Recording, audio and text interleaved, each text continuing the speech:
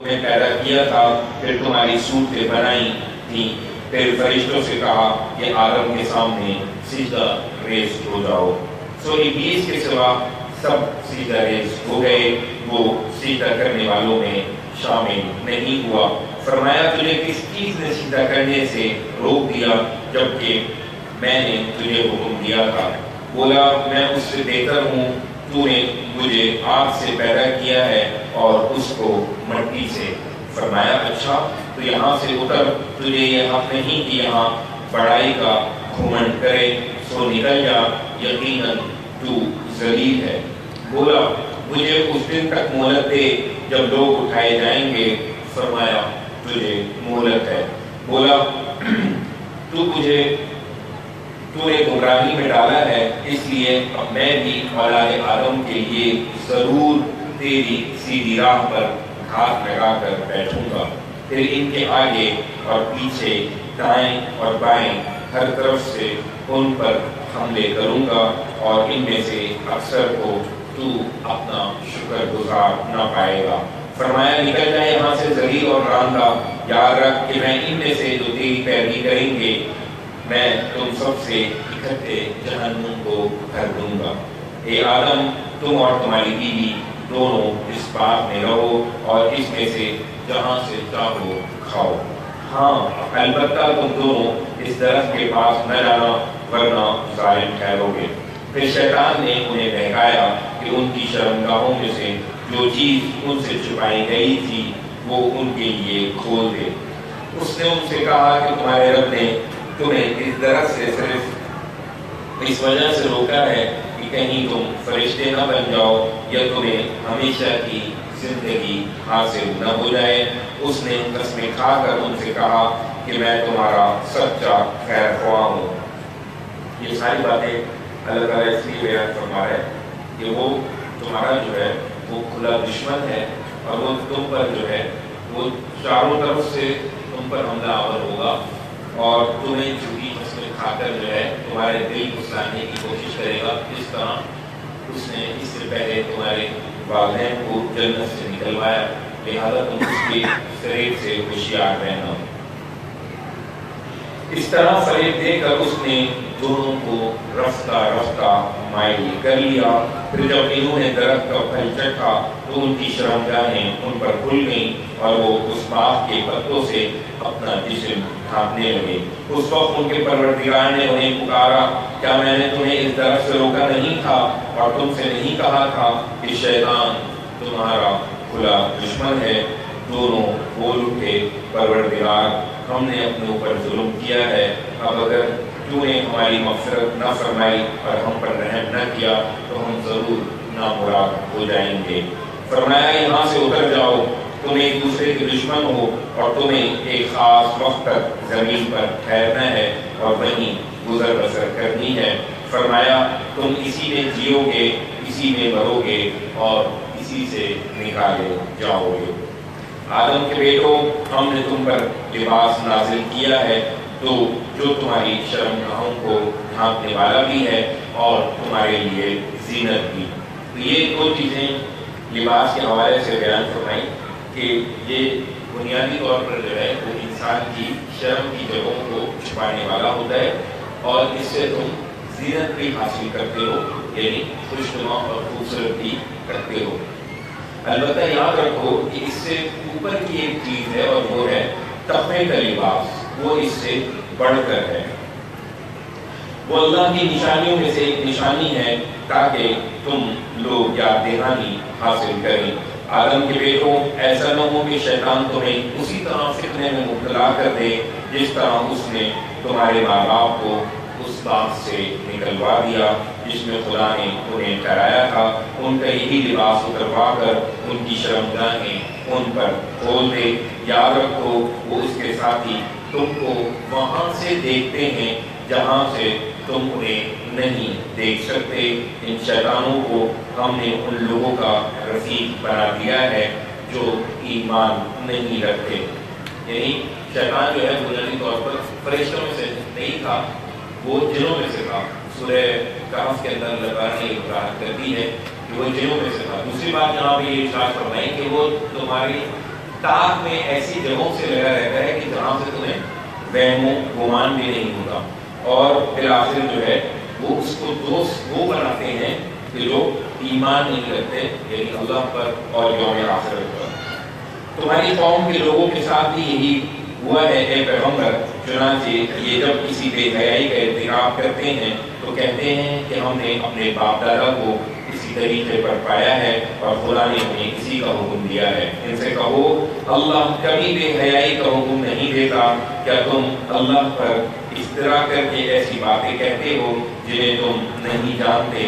ان سے کہو کہ میرے پروردگار نے ہر معاملے میں راستی کا حکم دیا ہے، اس نے فرمایا ہے کہ ہر مسجد کے پاس اپنا رخ اسی کی طرف کرو اور اطاعت کو اس کے لیے خالص کر کر اسی کو پکارو، یعنی اطاعت میں بھی تم خالص رہو۔ ایسا نہ ہو کہ کچھ معاملات میں تم اطاعت شیطان کی کر رہے ہو اور کچھ معاملات میں خدا کی کر رہے ہو، لہذا اطاعت صرف خدا کے لیے خالص کر دو اور اس کی طرف اسی طرح لوٹو گے جس طرح اس نے تمہاری ابتدا کی تھی۔ ایک گروہ کو اس نے ہدایت بخشی، وہ ان سب باتوں کو مانتا ہے، اور ایک گروہ پر گمراہی مسلط ہو گئی، اس لیے کہ انہوں نے اللہ کو چھوڑ کر شیطانوں کو اپنا رفیق بنا لیا اور سمجھتے ہیں کہ وہ راہ ہدایت پر ہیں۔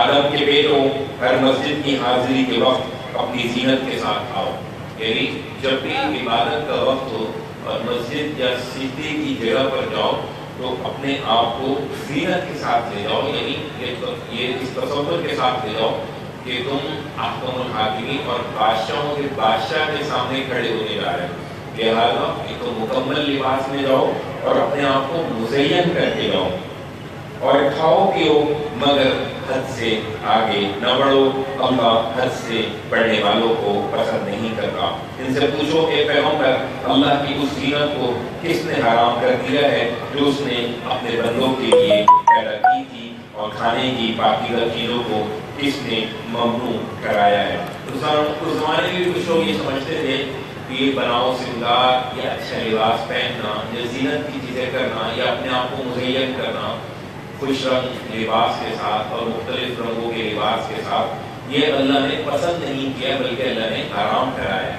اللہ تعالیٰ یہ کہہ رہے ہیں کہ ان سے پوچھو کہ اللہ نے تو زینت کو حرام نہیں کیا ہے، بلکہ اللہ نے زینت کی چیزیں ایمان والوں کے لیے دنیا میں رکھی ہیں۔ یہ زیادہ حقدار ہیں کہ جو اللہ کو مانتے ہیں کہ وہ زینت اختیار کریں۔ چنانچہ اللہ فرماتا ہے کہ ان سے پوچھو اے پیغمبر اللہ کی اس زینت کو کس نے حرام کر دیا جو اس نے اپنے بندوں کے لیے پیدا کی تھی، اور کھانے کی پاکیزہ چیزوں کو کس نے ممنوع ٹھہرایا ہے؟ ان سے کہو وہ دنیا کی زندگی میں بھی ایمان والوں کے لیے ہیں، لیکن خدا نے ان منکروں کو ان میں شریک کر دیا ہے، اور قیامت کے دن تو خاص انہی کے لیے ہوں گی۔ دنیا میں بھی یہ نعمتیں غیر ایمان والوں کی مل رہی ہیں، مگر آخرت میں یہ زینت کی چیزیں جو ہیں ایمان والوں کے ساتھ خاص ہوں گی، منکروں کا ان میں کوئی حصہ نہ ہوگا۔ ہم ان لوگوں کے لیے جو جاننا چاہیں اپنی آیتوں کی تفصیل اسی طرح کرتے ہیں۔ کہہ دو میرے پروردگار نے تو صرف فواحش کو حرام کیا ہے۔ ہاں کیا چیزیں حرام کی ہیں؟ تو اب 5 چیزیں اللہ تعالیٰ بیان فرما رہا ہے کہ کھانے پینے کے علاوہ، یعنی میں نے زینت کو حرام نہیں کیا ہے، جو چیزیں حرام کی ہیں وہ یہ ہیں۔ آؤ دیکھو کہ میں نے تو صرف فواحش کو حرام کیا ہے، خواہ وہ کھلے ہوئے ہوں یا چھپے ہوئے، یعنی فحاشی کو حرام کیے ہیں، چاہے وہ چھپ کر ہو چاہے کھلے عام ہو، اور حق تلفی کو حرام کیا ہے کہ کسی کا حق تلف نہ کرو، اور ناحق زیادتی کو حرام کیا ہے، اور اس کو کہ تم اللہ کے ساتھ کسی کو شریک ٹھہراؤ، اس نے شرک کو حرام کیا ہے جس کے لیے اس نے کوئی سند نازل نہیں کی، اور اس کو تم اللہ پر افترا کر کے کوئی ایسی بات کہو جسے تم نہیں جانتے۔ یعنی 5ویں چیز اللہ نے یہ حرام کی ہے کہ اللہ پر کوئی ایسی بات کہنا کہ جو اللہ نے نہ کہی ہو۔ ان سب حرمتوں کے معاملے میں تمہاری سرکشی کے باوجود وہ تمہیں نہیں پکڑتا، تو اس کی وجہ یہ ہے کہ ہر قوم کے لیے ایک وقت مقرر ہے، پھر جب ان کی مدت پوری ہو جاتی ہے تو نہ ایک گھڑی پیچھے ہٹ سکتے ہیں اور نہ آگے بڑھ سکتے ہیں۔ یعنی ان سارے جرائم کے باوجود قریش والوں تمہیں اگر اللہ نے مدت دی ہے تو وہ اس لیے مہلت دی ہوئی ہے کہ اللہ کے ہاں ایک وقت جو ہے وہ مقرر ہے، وہ جب وقت آ جائے گا عذاب کا تو اس سے پھر آگے پیچھے نہیں معاملہ ہو سکتا۔ آدم کے بیٹو، میں نے پہلے دن تمہیں بتا دیا تھا کہ اگر تمہارے پاس خود تمہارے اندر سے پیغمبر آئیں تم کو میری آیتیں سناتے ہوئے جو خدا سے ڈرے اور انہوں نے اپنی اصلاح کر لی، تو ان کے لیے نہ کوئی خوف ہے اور نہ وہ کبھی غم زدہ ہوں گے۔ جب قرآن کریم کے اس طرح استعمال ہوتا ہے کہ نہ مستقبل میں کوئی خوف ہوگا نہ ماضی کا کوئی غم ہوگا، اس سے مراد یہ ہوگا کہ ایسے لوگوں کو اللہ جنت میں داخل کرے گا۔ اس کے برخلاف جنہوں نے ہماری آیتوں کو جھٹلایا اور تکبر کر کے ان سے منہ موڑ لیا، وہی دوزخ کے لوگ ہیں۔ بتا دیا کہ خود شیطان کو بھی سرکشی میں جس چیز نے مبتلا کیا تھا وہ تکبر تھا، کہ اس نے اپنے آپ کو برتر سمجھا، بلند سمجھا کہ میں آدم کو کیوں سیدھا کروں، وہ تو مٹی سے پیدا ہوا ہے اور میں آگ سے، اور آگ کا جو مقام ہے وہ بلندی ہے اور مٹی کا جو مقام ہے وہ پستی ہے۔ لہذا اس وقت تو کوئی شیطان نہیں تھا، کوئی بہکانے والا نہیں تھا، تو شیطان کو بہکانے والی چیز اس کی اپنے اندر کی انانیت اور اپنے آپ کو بڑا سمجھتا تھا۔ تو فرمایا کہ تم کہیں ایسا نہ کرنا کہ ہماری آیتوں کے مقابلے میں اپنے آپ کو بڑا سمجھ لینا اور تکبر کر کے ان سے منہ نہ موڑ لینا، وہی دوزخ کے لوگ ہیں۔ جس طرح میں شیطان کو دوزخ میں داخل کروں گا اور جس طرح جنہوں نے تکبر کیا ہماری آیات سے ان کے ساتھ بھی میں وہی معاملہ کروں گا، وہ اس میں ہمیشہ رہیں گے۔ سو ان سے بڑھ کر ظالم کون ہوگا جو اللہ پر جھوٹ باندھ دیں یا اس کی آیتوں کو جھٹلا دیں۔ ان کے نوشتے میں جو حصہ ان کے لیے دنیا کی زندگی میں لکھ دیا گیا ہے وہ انہیں پہنچے گا، یہاں تک کہ جب ہمارے فرشتے ان کی روحیں قبض کرنے کے لیے ان کے پاس آئیں گے تو پوچھیں گے کہ اللہ کے سوا جن کو تم پکارتے تھے وہ کہاں ہیں؟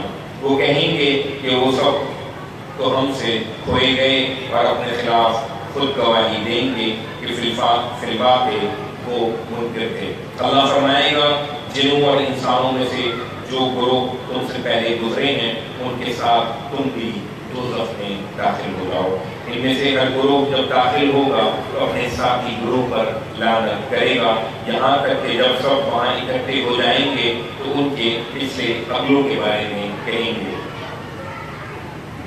پروردگار یہی لوگ ہیں جنہوں نے ہمیں گمراہ کیا، اس لیے انہیں آگ کا دوہرا عذاب دے۔ ارشاد ہوگا تم سب کے لیے دوہرا عذاب ہے مگر تم جانتے نہیں ہو۔ اس پر اگلے پچھلوں سے کہیں گے کہ ہم مجرم ہیں تو تمہیں بھی ہم پر کوئی فضیلت حاصل نہیں ہوئی، سو چکھو اپنے کیے کی پاداش میں عذاب کا مزہ۔ یہ قطعی ہے جنہوں نے ہماری آیتوں کو جھٹلایا اور تکبر کر کے ان سے منہ موڑا ہے، ان کے لیے آسمان کے دروازے نہیں کھولے جائیں گے اور وہ جنت میں داخل نہیں ہوں گے جب تک اونٹ سوئی کے ناکے سے نہ گزر جائے۔ ہم مجرموں کو اسی طرح سزا دیتے ہیں، ان کے لیے دوزخ کا بچھونا اور اوپر سے اسی کا اوڑھنا ہوگا۔ یعنی جہنم کی منظر کشی ہے کہ جہنم جو ہے وہ نیچے بھی اس کے آگ ہوگی اور اوپر بھی اس کے آگ ہوگی۔ اللہ تعالیٰ ہم سب کی حفاظت فرمائے۔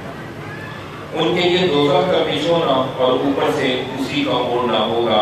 ہم ظالموں کو اسی طرح سزا دیتے ہیں۔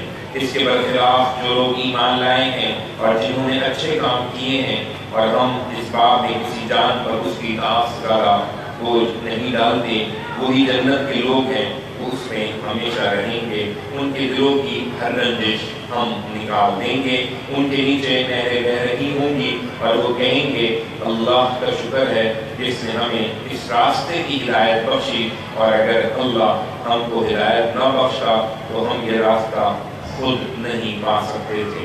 حقیقت یہ ہے کہ ہمارے پروردگار کے بھیجے ہوئے رسول بالکل سچی بات لے کر آئے تھے۔ اس وقت انہیں ندا آئے گی کہ یہی جنت ہے جس کے تم اپنے اعمال کے صلے میں وارث بنائے گئے ہو۔ جنت کے لوگ اس موقع پر دوزخ والوں کو پکار کر پوچھیں گے ہم نے تو اس وعدے کو بالکل سچا پایا جو ہمارے پروردگار نے ہم سے کیا تھا۔ پھر کیا تم نے بھی اس وعدے کو سچا پایا جو تمہارے پروردگار نے تم سے کیا تھا؟ وہ جواب دیں گے ہاں۔ پھر ایک پکارنے والا ان کے درمیان پکارے گا کہ خدا کی لعنت ان ظالموں پر، فرمایا ان پر جو آج اللہ کی راہ سے روکتے اور اس میں تہذیب پیدا کرنا چاہتے ہیں اور آخرت کے منکر ہیں۔ ان دونوں گروہوں کے درمیان پردے کی دیوار ہوگی اور دیوار کی برجیوں پر کچھ نمایاں اور ممتاز لوگ ہوں گے۔ یہی ہے وہ آراف جو ہر ایک کو اس کی علامت سے پہچانیں گے اور جنت کے لوگوں کو پکار کر کہیں گے کہ تم پر سلامتی ہو، یہ ابھی جنت میں داخل نہیں ہوئے ہوں گے مگر امیدوار ہوں گے کہ داخل ہو جائیں گے۔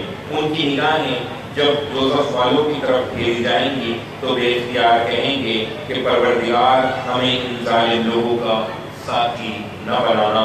اس کے بعد یہ برجیوں والے دوزخ کے کچھ نمایاں لوگوں کو پکاریں گے جنہیں یہ ان کی علامت سے پہچانتے ہوں گے، جو ان سے کہیں گے تمہارے کیا کام آئے تمہارے جد تھے اور تمہارا وہ تکبر جو تم کیا کرتے تھے، ذرا جنت کی طرف دیکھو، کیا یہی ہیں وہ لوگ جن کے بارے میں تم قسمیں کھا کر کہا کرتے تھے کہ یہ اللہ کی کسی رحمت کے مستحق نہیں ہو سکتے؟ یعنی دنیا میں جو ایمان والے تھے ان پر جو ہے یہ ان کو نیچی نگاہ سے جو ہے اور کم تر نگاہ سے دیکھا کرتے تھے کہ یہ ایسے لوگ ایک ایسے اللہ کی رحمت کو پالیں گے ان کے پاس تو دنیا میں کوئی ساز و سامان نہیں ہے۔ جنت کے لوگوں تم اپنی اس جنت میں داخل رہو، اب نہ تمہارے لیے کوئی خوف ہے ورنہ تم کبھی غم زدہ ہوگے۔ اہل جنت کو دیکھ کر یہ دوزخ والے آواز دیں گے کہ اپنے ہاں کا کچھ پانی ہم پر بھی انڈیل دو، یا کچھ روزی جو اللہ نے تمہیں عطا فرمائی ہے ہمیں بھی عنایت کرو۔ یعنی جہنم والے جنت والوں سے ان کی نعمتیں دیکھ کر یہ سوال کریں گے کچھ پانی ہمیں پلا دو، کچھ نعمتوں میں سے کچھ بچا کچا ہمیں دے دو۔ وہ جواب دیں گے کہ اللہ نے یہ دونوں چیزیں منکروں کے لیے حرام کر رکھی ہیں۔ فرمایا ان کے لیے جنہوں نے اپنے دین کو کھیل تماشا بنا لیا اور جنہیں دنیا کی زندگی نے دھوکے میں مبتلا کیے رکھا، سو آج ہم انہیں اسی طرح بلا دیں گے جس طرح وہ اپنے اس دن کی ملاقات کو بھولے رہے اور جس طرح وہ ہماری آیتوں کا انکار کرتے رہے۔ اس وقت اے پیغمبر ہم تیری قوم کے ان لوگوں کے پاس ایک ایسی کتاب لے آئے ہیں جس کی تفصیل ہم نے علم قطعی کی بنیاد پر کی ہے، ان لوگوں کے لیے ہدایت و رحمت بنا کر جو ایمان لائے۔ کیا یہ اسی کے منتظر ہیں کہ جس چیز کی خبر دی جا رہی ہے اس کی حقیقت سامنے آ جائے؟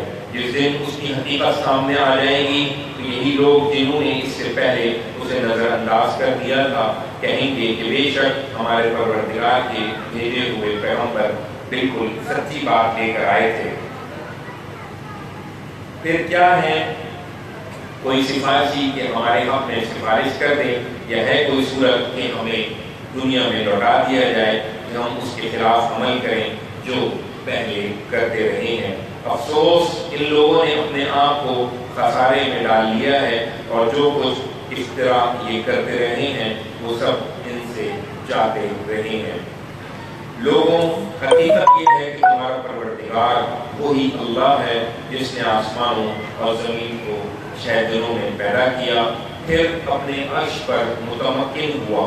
وہ رات کو اس دن پر ڈھانپ دیتا ہے جو اس کے پیچھے دوڑتی چلی آتی ہے، اور اس نے سورج اور چاند اور تارے پیدا کیے ہیں جو اس کے حکم برداری میں لگے ہوئے ہیں۔ سنو، خلق بھی اسی کی ہے اور حکم بھی اسی کا ہے، بڑا ہی بابرکت ہے اللہ جہانوں کا پروردگار۔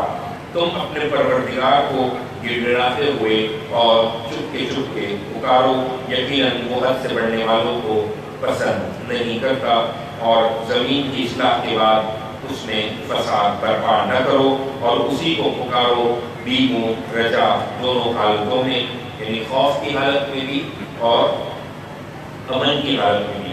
دوسرا یہاں پر یہ ارشاد فرمایا کہ اللہ کو جب پکارو تو ایک تو گڑگڑا کر پکارو اس کو، اور چپکے چپکے جو ہے وہ پکارو۔ جب بھی اللہ کی یاد آئے، کوئی ضرورت ہو کوئی چیز پیش نظر ہو، کوئی پریشانی ہو، کوئی مسئلہ درپیش ہو تو اس کو گر گڑا کے مانگو، یعنی خلوص کے ساتھ مانگو۔ جب آدمی کسی کے سامنے روتا ہے تو اس سے اظہار یہ کرنا ہوتا ہے کہ تم ہی میری آخری امید ہو، تو 100% جو ہے وہ اس سے امید لگاتا ہے۔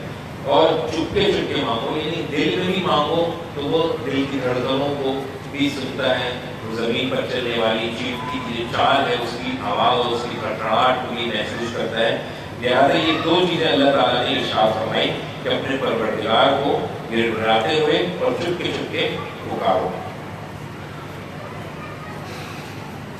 اور اس کو پکارو امن کی حالت میں بھی اور خوف کی حالت میں بھی، دونوں حالتوں میں یہی خوبی کا راستہ ہے۔ بے شک اللہ کی رحمت ان لوگوں سے قریب ہے جو خوبی اختیار کرنے والے ہیں۔ یعنی اللہ تعالیٰ کو امید اور خوف کے درمیان جو ہے وہ پکارو۔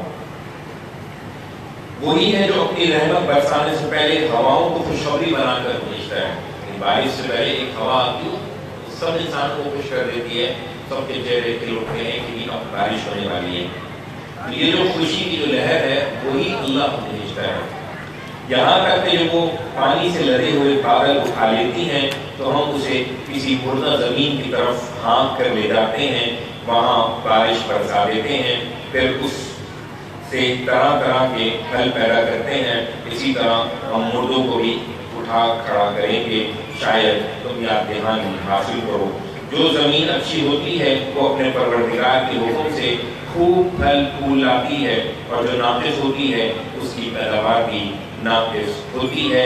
یہی تمہارا معاملہ ہے کہ اس قرآن کی آیتوں میں اپنی نشانیاں اسی طرح وہ نہ وہ پہلو سے دکھاتے ہیں ان لوگوں کے لیے جو شکر گزار بننا چاہیں۔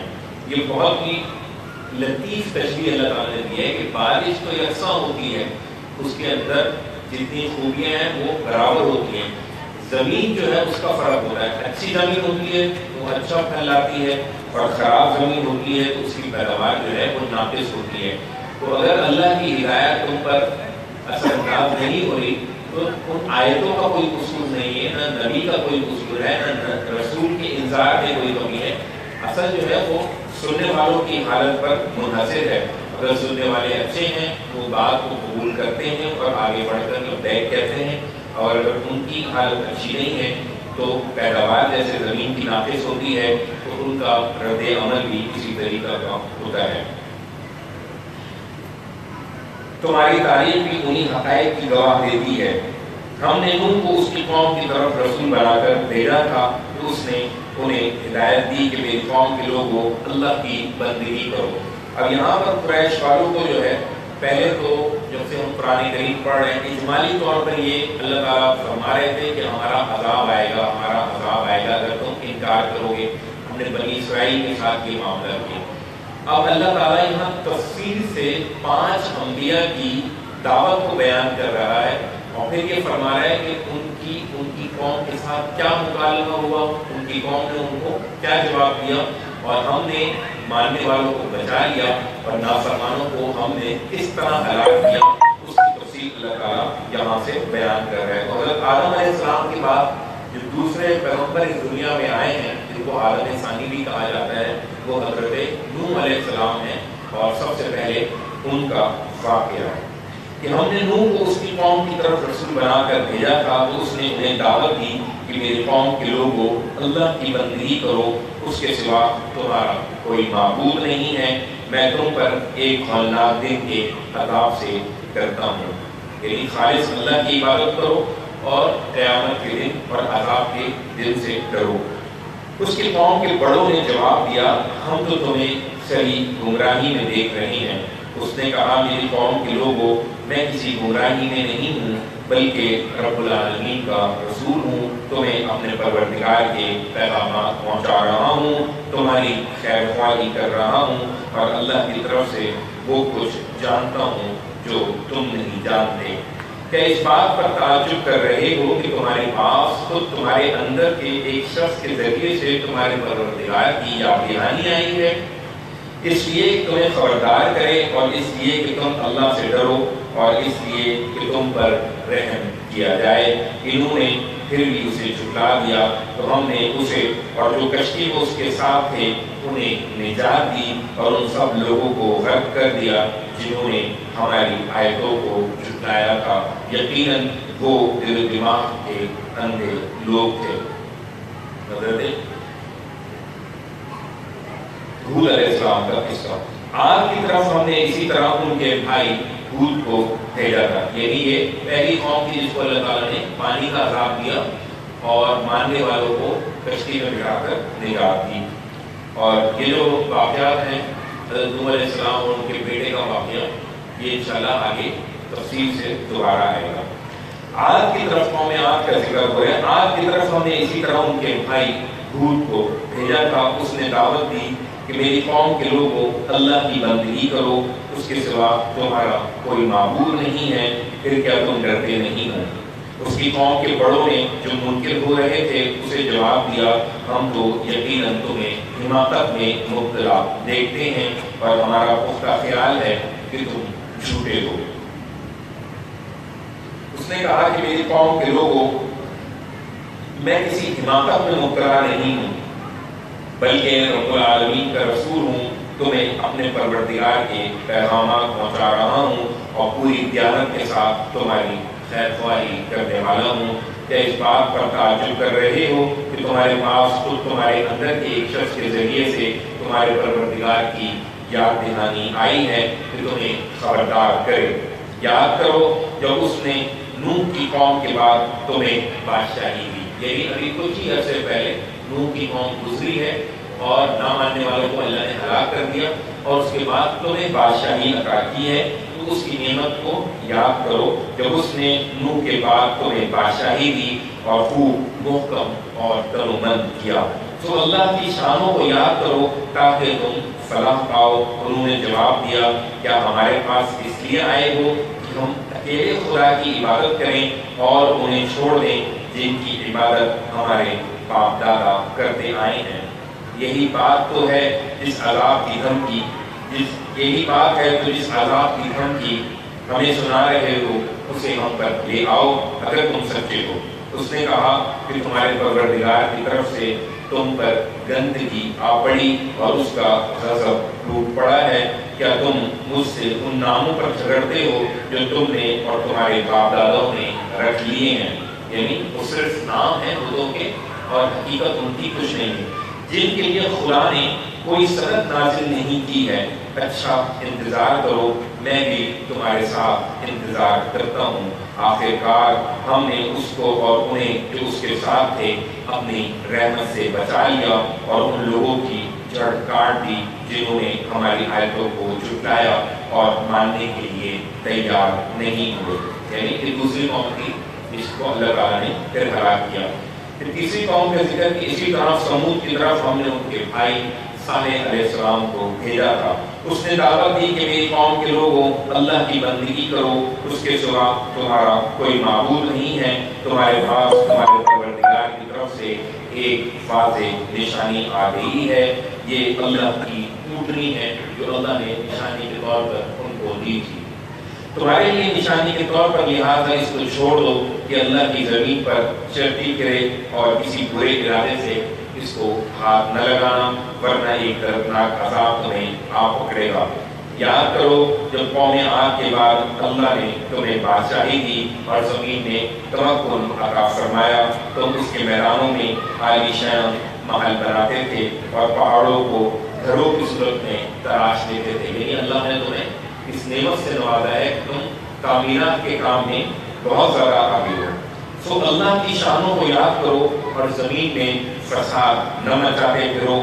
اس کی قوم کے بڑوں نے جو متکبر ہو چکے تھے اپنی قوم کی ان زیر دستوں سے جو ایمان لے آئے تھے کہا، کیا تم سمجھتے ہو کہ صالح اپنے رب کا بھیجا ہوا ہے؟ انہوں نے جواب دیا، ہم تو اس پیغام کو مانتے ہیں جس کے ساتھ اسے بھیجا گیا ہے۔ یعنی جب ان کو یہ کہا کہ تم صالح کی جو حالت ہے اس کو اس کا رب کا بھیجا ہوا سمجھتے ہو، تو انہوں نے جواب دیا ہم تو اس کی بات کو دیکھ رہے ہیں۔ تو عقل مند لوگ جو ہیں وہ بات ہی کو دیکھتے ہیں، بات کرنے والوں کو نہیں دیکھتے۔ انہوں نے بہت خوب جواب دیا کہ ہم تو اس پیغام کو مانتے ہیں جس کے ساتھ وہ بھیجا گیا، اور یہ جو پیغام ہے خدا کی وحدانیت کا اور اس کی اطاعت اور بندگی کا، یہ چونکہ پیغام جو ہے ایک فطری پیغام ہے، اور سب نبیوں کا یہی پیغام تھا، کسی نبی نے بھی ان سے ہٹ کر کوئی بات نہیں کی۔ ان پر متکبروں نے کہا لیکن ہم اس کے منکر ہیں جس پر تم ایمان لے آئے ہو۔ پھر انہوں نے اونٹنی کی پونچیں کاٹ دی اور پورے تمرد کے ساتھ اپنے پروردگار کے حکم سے سرکاری کی اور کہہ دیا کہ اے صالح، اگر تم خدا کے بھیجے ہوئے ہو تو ہم پر لے آؤ وہ عذاب جس کی تم ہمیں دھمکی دے رہے ہو۔ آخر ایک سخت کھڑکھڑاہٹ نے انہیں آ لیا اور وہ اپنے گھروں میں اونھے پڑے رہ گئے۔ اس وقت صالح یہ کہتا ہوا انہیں چھوڑ کر چل دیا کہ میری قوم کے لوگوں،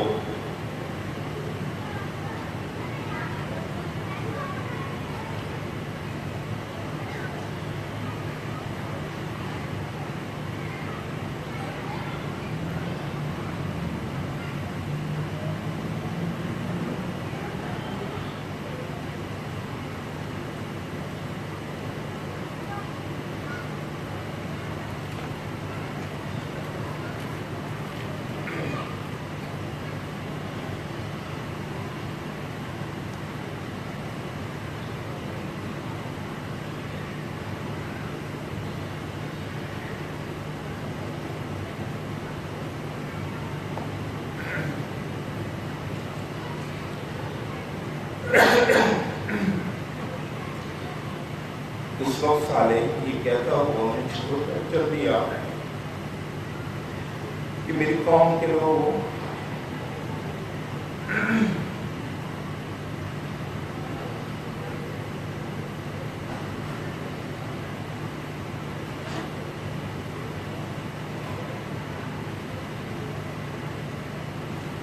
میری قوم کے لوگوں، میں نے تو اپنے پروردگار کا پیغام تمہیں پہنچا دیا،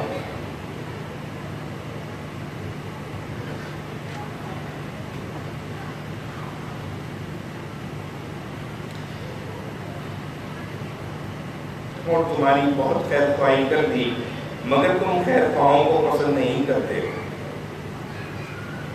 اسی طرح لوط کو بھیجا جب اس نے اپنی قوم سے کہا، کیا اس بے حیائی کا ارتکاب تم کرتے ہو؟ تم سے پہلے دنیا میں کسی قوم نے اس کا ارتکاب نہیں کیا۔ تم عورتوں کو چھوڑ کر مردوں سے اپنی خواہش پوری کرتے ہو۔ حقیقت یہ ہے کہ تم بڑے اوندھے بلکہ بالکل حد سے ہی گزر جانے والے لوگ ہو۔ مگر اس کی قوم نے جواب دیا تو یہ دیا کہ انہیں اپنی بستی سے نکالو، یہ لوگ بڑے پاک باز بنتے ہیں، سو ہم نے اسے اور اس کے گھر والوں کو بچا لیا۔ اس کی بیوی کے سوا وہ پیچھے رہ جانے والوں میں رہ گئی اور اس قوم پر پتھروں کی بارش برسا دی۔ پھر دیکھو کہ ان مجرموں کا کیا انجام ہوا۔ اور مدین کی طرف ان کے بھائی شعیب کو بھیجا۔ یہ 5ویں رسول کا بیان ہو رہا ہے کہ مدین کی طرف ان کے بھائی شعیب کو بھیجا، یعنی انہی کے جو رہنے والے تھے انہی میں سے ایک شخص کو، یعنی حضرت شعیب علیہ السلام کو بھیجا۔ اس نے دعوت دی کہ میری قوم کے لوگوں، اللہ کی بندگی کرو، اس کے سوا تمہارا کوئی معبود نہیں ہے۔ تمہارے پروردگار کی طرف سے تمہارے پاس ایک واضح حجت آ گئی ہے، لہذا وزن اور پیمانے پورے رکھو، لوگوں کو ان کی چیزیں گھٹا کر نہ دو، اور زمین کی اصلاح کے بعد اس میں فساد نہ برپا کرو۔ تمہارے حق میں یہی بہتر ہے اگر تم ایمان لائے ہوئے ہو۔ اور نہ ہر راستے پر بیٹھو کہ لوگوں کو ڈرانے اور خدا کی راہ سے اس پر ایمان لانے والوں کو روکنے اور اس کی راہ میں عیب ڈھونڈنے لگو۔ یاد کرو جب تم چھوڑے تھے پھر خدا نے تمہیں بڑھا دیا، اور دیکھو کہ ان لوگوں کا انجام کیا ہوا جو فساد کرنے والے تھے۔ اگر تم میں سے ایک گروہ اس چیز پر ایمان لے آیا ہے جس کے ساتھ میں بھیجا گیا ہوں، اور ایک گروہ ایمان نہیں لایا، تو انتظار کرو یہاں تک کہ اللہ ہمارے درمیان فیصلہ کر دے، اور وہی سب سے بہتر فیصلہ کرنے والا ہے۔ اس کی قوم کے بڑوں نے جو متکبر ہو چکے تھے اس سے کہا کہ اے شعیب، ہم تمہیں اور تمہارے ان لوگوں کو جو تمہارے ساتھ ایمان لائے ہیں اپنی اس بستی سے نکال باہر کریں گے، یا تم کو ہماری ملت میں واپس آنا ہوگا، یعنی ہمارے دین میں واپس آنا ہوگا۔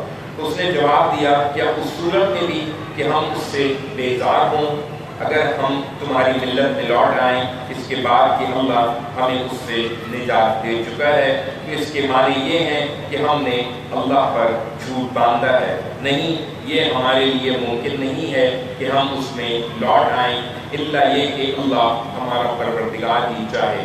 ہمارے پروردگار کا علم ہر چیز کا احاطہ کیے ہوئے ہے، ہم نے اللہ پر بھروسہ کیا ہے، پروردگار ہمارے اور ہماری قوم کے درمیان ٹھیک فیصلہ کر دے، تو بہترین فیصلہ کرنے والا ہے۔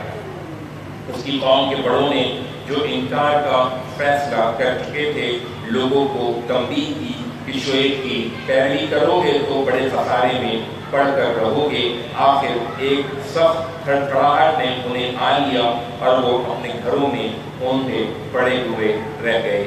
جنہوں نے شعیب کو جھٹلایا وہ ایسے تھے گویا اس بستی میں کبھی بسے ہی نہ تھے۔ جنہوں نے شعیب کو جھٹلایا بالآخر وہی نامراد ہوئے۔ اس وقت شعیب یہ کہتا ہوا انہیں چھوڑ کر چل دیا کہ میری قوم کے لوگوں، میں نے اپنے پروردگار کے پیغامات تمہیں پہنچا دیے ہیں اور تمہاری خیر خواہی کر دی ہے، اب میں ان لوگوں پر افسوس کیا کروں جو منکر ہو چکے ہیں۔ وآخر دعوانا